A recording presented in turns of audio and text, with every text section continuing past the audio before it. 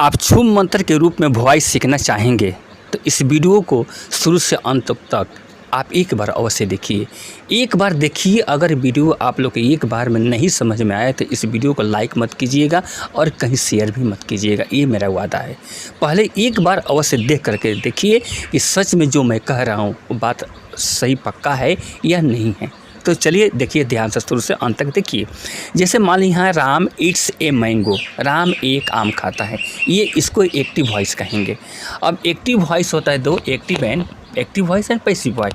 तो यहाँ जो राम लिखा हुआ है ये सब्जेक्ट है, वहाँ के कोई भी फर्स्ट में जो दिया गया होगा उसको सब्जेक्ट कहते हैं, और इसके बाद जो ईट्स है वो वर्ब है और ए मैंगो जो है ऑब्जेक्ट है।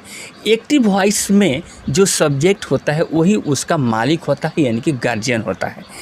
लेकिन जब पैसिव वॉइस बनाएंगे तो जो ए मैंगो लास्ट में दिया गया है इट्स के बाद, ये जब पैसिव वॉइस में आए राम के स्थान में नीचे आ जाएगा, जहाँ सब्जेक्ट के जगह पर, यानी कि ऑब्जेक्ट से सब्जेक्ट बन जाएगा।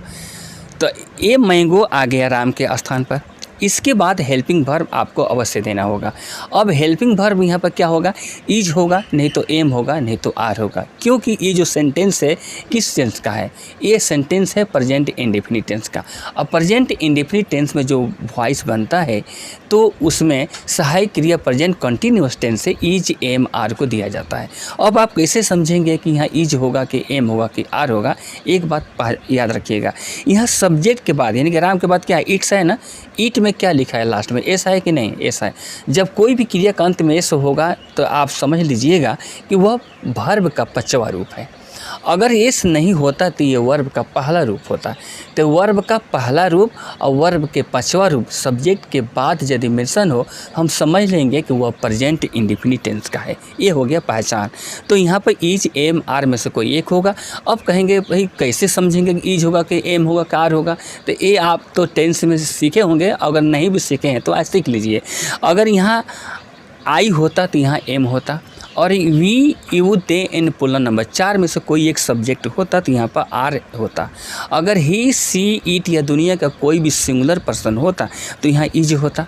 इज ए मार में से कोई एक देने के बाद यहाँ जो वर्ब है पांचवा रूप, ये जब पैसिव वॉइस बनाएंगे तो ये निश्चित है कि तीसरा रूप होगा, क्योंकि हम लोग जानते हैं we know well every passive voice contents V three.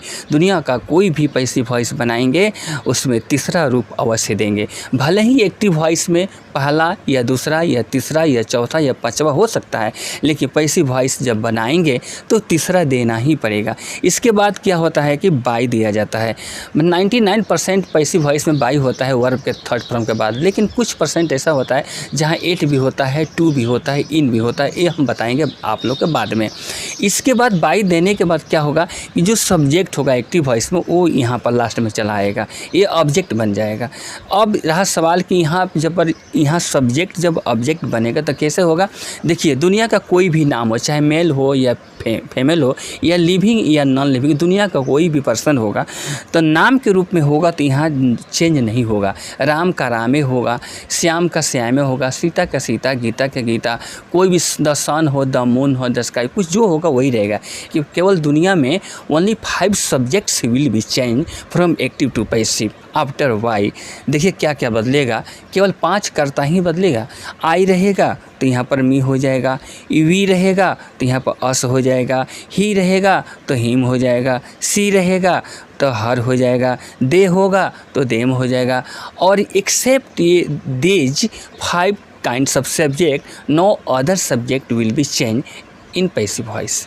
ये 5 कर्ता को छोड़कर बाकी दूसरा कोई भी सब्जेक्ट चेंज नहीं होगा, ये पक्का है। और आप लोग देखिए आगे और देखिए ध्यान से।